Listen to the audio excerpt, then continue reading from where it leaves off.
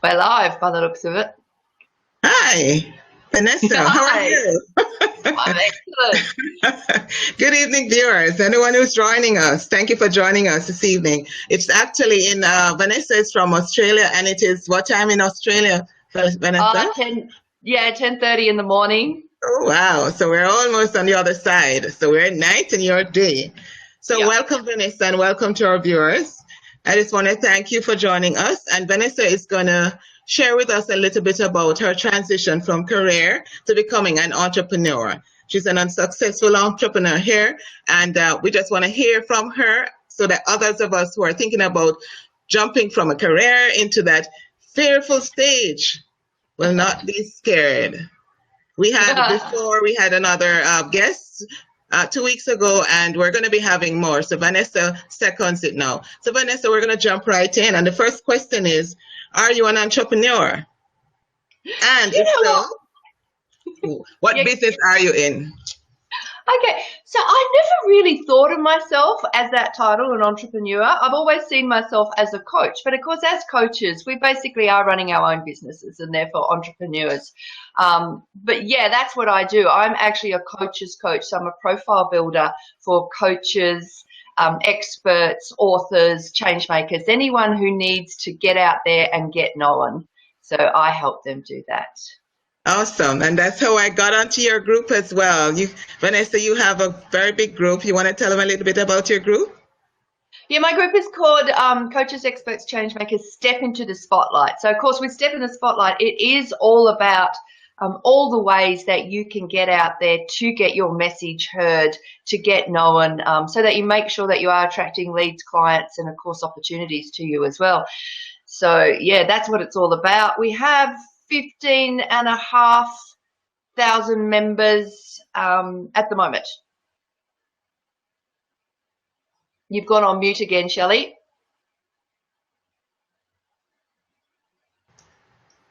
Now you're back. Okay, good. I don't know, guys. I'm new with this thing and I'm trying to use it and it keeps tripping in and out. So forgive me, but we'll just learn as I go along here. So Vanessa, 15,000, over 15, almost 16,000 members in your group. That is amazing. Really an achievement there. So as we go to the next question, what was your profession before you started your business? Okay, so what I used to do was I was involved with my then husband. So when I was married, we had a company in the mining industry out here in Australia. So what we used to do was go and service the gold mines. So a lot of people won't even know what we did, so I won't go into it at all too much. But I was basically ran the company from home while my husband was the one that would go out to all the big mine sites all over the world. So Okay. he did the travel, I stayed home. But basically that's what we did. So I got used to earning a lot of money very, very quickly through the mining industry because I don't know what it's like in the US, but here in Australia, the mining industry at the time was in boom times. So yeah, I could go in, make a lot of money very quickly. So we got that company from, zero to multi-million dollars within 18 months. In fact, even quicker, I think. And I only worked about 3 afternoons a week in the early days. My husband only worked 1 week a month where he would actually go out to the sites. So you are living the dream that many think of and dream of. Yeah, it was an illusionary dream though, but in outsiders they thought we had it perfectly. Like we didn't have to work a lot to make a lot of money. The money flowed easily, and I was always outside with animals and stuff like that. So and I could buy all the expensive shoes I wanted to, Shelley. I had all the labels. Of course. Awesome shoes. So They're my favorite thing. of course. So who or what motivated you to go into business, to leave that business and to do your own? Divorce. So when we got divorced, my husband took the company. So I got left, well, it's what I wanted, and I kept my property, which I live out in the country here in rural Australia. So I do all my business now here from my country property because I do wildlife caring and horses. So what motivated me to start on my own, you know, a business of my own, was the fact that I did get divorced and therefore didn't have that company anymore. I was used to earning good money. I had a lifestyle that needed good money to come through. And another thing, I needed to be at home, Shelly. So going into town, which is like a 20-minute drive, doesn't seem a lot, I suppose, if you're in a city and you're used to traveling to and fro work from work. But here in the country, a 20-minute drive. And even going into town and getting a 9-to-5 job to make me income was not going to make me anywhere near the income that I was used to and was making and couldn't sustain me. So I had to figure out a way to actually be able to stay at home doing what I love, which is with my animals and doing the wildlife caring, but also bring in good income. And so one day I'm sitting there reading a magazine, and there was an advertisement for be a life coach. And I had no idea what a life coach was, but I thought that sounds interesting because I was looking for something I could do from home here. So I rang them up, found out all about it, signed up, and lo and behold, that was the beginning of it. You're on mute again. Yeah, it's okay. I'll tell you whenever it drops out. Keeps happening. Well, you're back. Okay, great. Yes, so now you have, it was a life event that caused you to go into your own business, and that does happen to many of us sometimes. And then from there, you've built it into what you really love, to do exactly what you wanted to do. I see we have, hi Chris, hi Hyacinth. Great to have these guys on, listening here to see about the transition. So tell us a little bit more about your business and, you know, what do you do really into, say, day-to-day? Yeah, so what I do is actually, you know, as I said, I work with coaches and change makers, even authors as well. Many coaches are already authors. And basically it's about giving them some star credibility, making them stand out from the crowd. But it's actually more interesting as to how I got in that from what I was doing. You know, mining to that is quite different. And what happened is, when I became a life coach, that's all I thought I was going to be, you know, your straight life coach. So I originally started my business as a life coach for women over 35 who were starting to feel bored with life and they wanted more.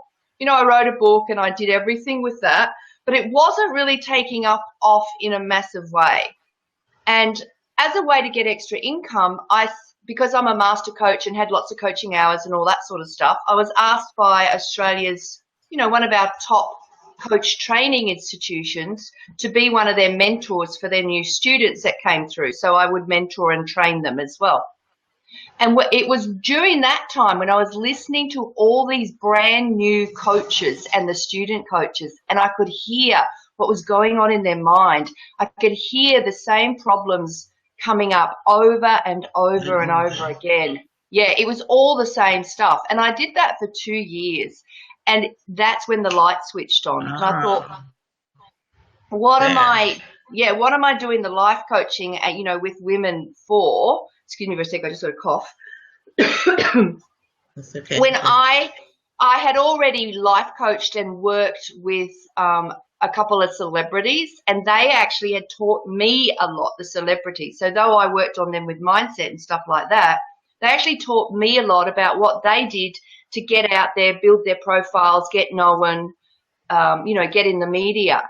And I'm looking at these coaches and I'm thinking everything that the celebrities were doing, we can actually apply that to coaches, because most of the coaches were sitting at home waiting for the phone to ring or waiting for the email to come and hiding behind their logos. And they had no way of putting themselves out there. So that's when the light switched for me, and that was over. Yeah, from there, the life coaching to actually working with the coaches. And I thought, if I can make you coaches stars and do this the way the celebs do it, right, you're far better off. And that was the swipe over. Wow. So I don't know if you have already answered that question. You might just have, but many businesses have a moment that they refer to as their big break, whether it's a story or something else. What was your big break? It was pretty much that. It was the switch over. So once once, and I sat down, and then the idea of step into the spotlight for the coaches just came to me like that, when I just realized, why aren't I showing them what I was doing with the celebrities and applying that for the coaches. And that was the biggest swap over. And then once I did that, I started getting, clients galore. The step into the spotlight idea just went with the group. And then people bought that. They weren't buying the plain life coaching, but they bought the idea that we need to know how we're going to stand out and get known and get our message out there, to a bigger and wider audience. You're on mute again, Shelly.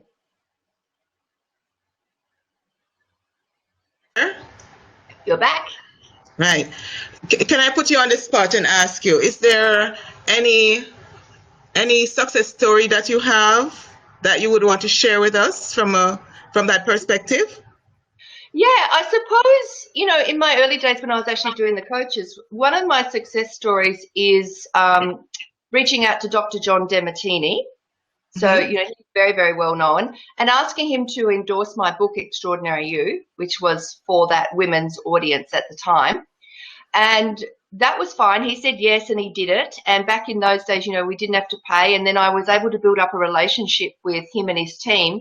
And then 2 years later, he asked me in return to endorse his new book at the time, The Values Factor. Wow.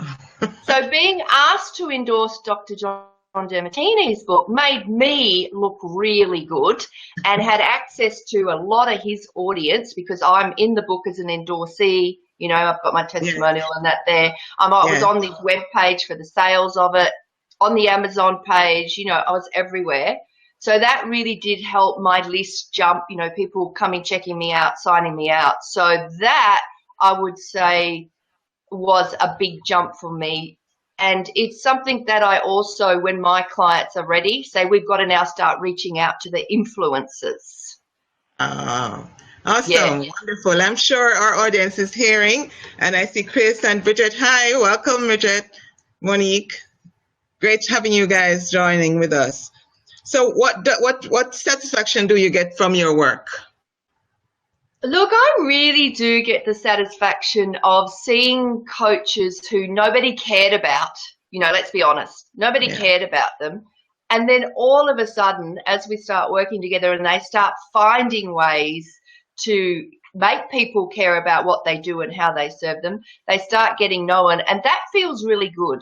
It's not overnight. It might take a while, but it is really satisfying for me to see them grow, because they grow in confidence as well. So a lot of people are too shy to do something like what you and I are doing right now. Yeah. Right. And so we push them to make it. And then all of a sudden you'll start doing it so often. People are starting to come onto your calls and watch and listen them.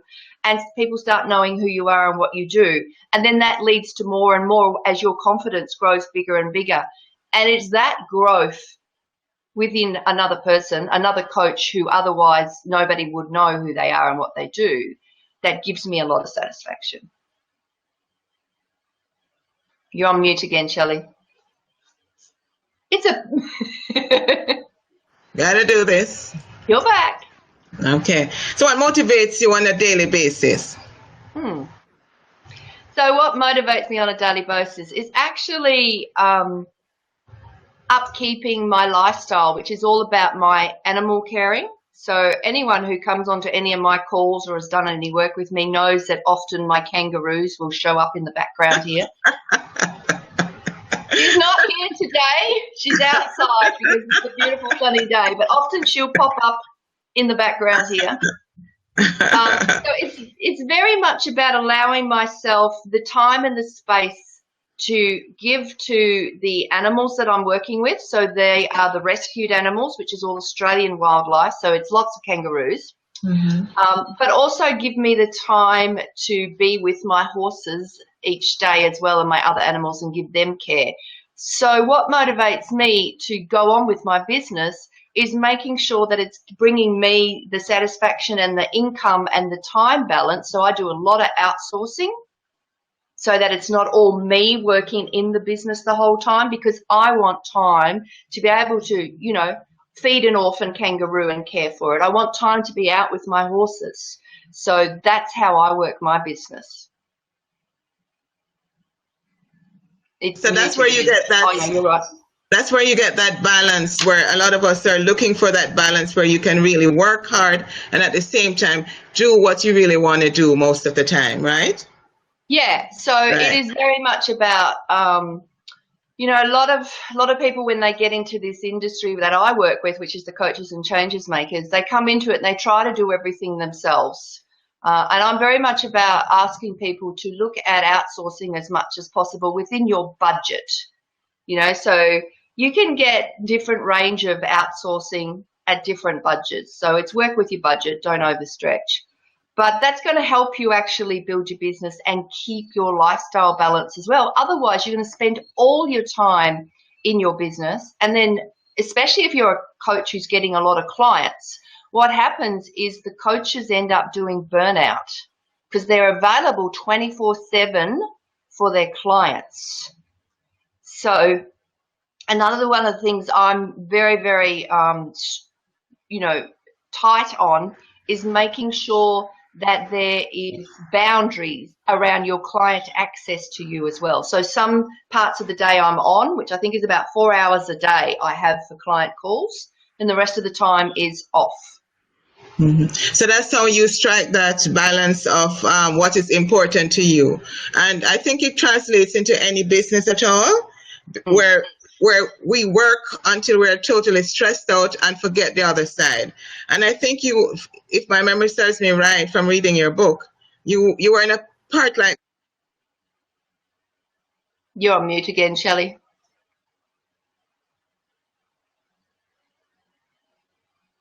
Yes, I'm saying you were in a space, if my memory serves me right from your book, where you were working really hard and didn't have that balance. And now you finally, as you've shared with us, found that balance of how to really do what you really want to do at this stage in your life, which is your animal. It's mute again. Okay, so I'm not sure what these technical difficulties, but at least it's working with us now. So I want to get personal with you, Vanessa. Okay. What? Tell me a little bit about your hobbies. Hobbies. I love being out in nature. So I love, you know, animals. I love them. They are a hobby for me as well. So I could spend all day, every day with my animals. I love hiking. I love traveling and exploring new places. I do like photography as well. So, you know, they're just some of the things that I like to do. It's all very much centered on getting outside and exploring. It's mute. Yes. Oh, you're back. The traveling and the animal life and nature, which is all combined into what you really want to do. So yeah. This question now is 7 days, 6 nights, all expenses paid. What is your vacation destination? One of my favorite places is going to Hawaii, and it's not just staying in Waikiki, it's actually getting out into the outer islands. So I usually go over there, and I love to rent a vacation home, you know, on the beach or somewhere for a week or two and live like a native there, you know, live like one of the Hawaiians and not live in a hotel like a tourist. So that is one of my favorite places of all time. So that's where I would be off to. It's mute again, Shelly. I know, I said, baby, what? It's back on mute. That's want to stay. You're back now. No, it's gone off again. What's your guilty pleasure? Oh, it has to be chocolate. And Netflix. Like chocolate and Netflix. So you curl up and you eat chocolate. Okay, that's great. And favorite food? What is the favorite food? We're going back to chocolate.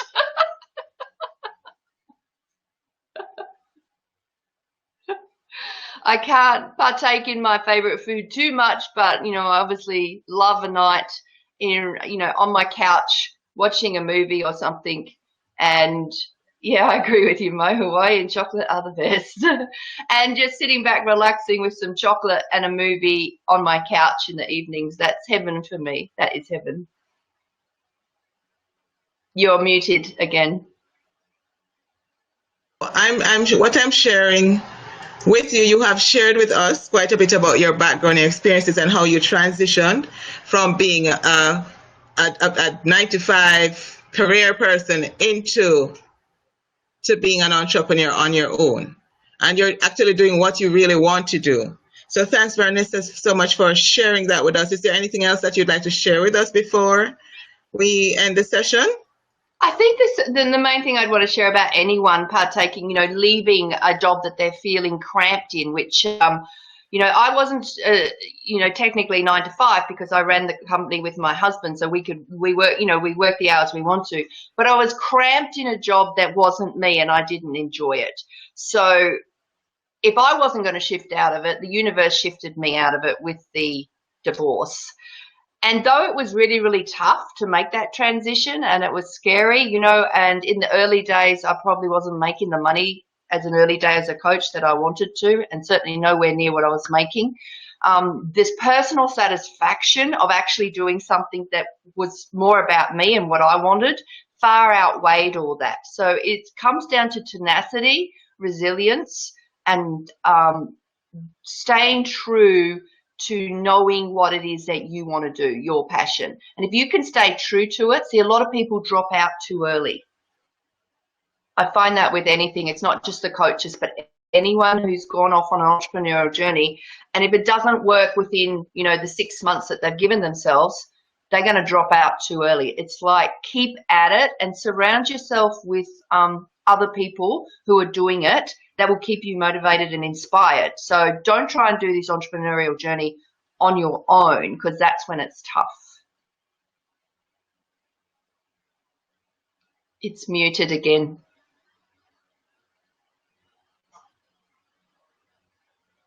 This is like my drum.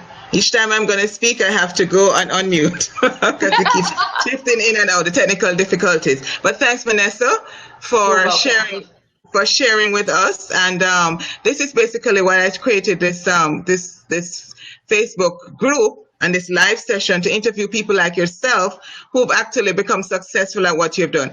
Are successful at leaving your job to do what you want to do. Another time we will talk with individuals who are in their job but are really demotivated and satisfied, because it doesn't make sense for individuals to stay in that state when you're really miserable. Getting up, that's a sign. First sign. When you find yourself miserable every morning, you're getting up to go and the day is as long as ever. It's a sure sign. So we're going to be having other guests as well who will be speaking and sharing how they have transitioned, not necessarily from where they are, but somewhere else that they have. And you will hear. So stay tuned. And thank you again, Vanessa, and the audience. Since I see all of you guys who have jumped in, Bridget, really, really thank you. I've seen great advice, some comments, good advice. Oh, I hear about Hawaii as well, Vanessa. And the topic is interesting. Thanks a lot. Really, guys, I really appreciate your joining us, and stay tuned for more. Thank you. Thank you. Bye. Bye-bye.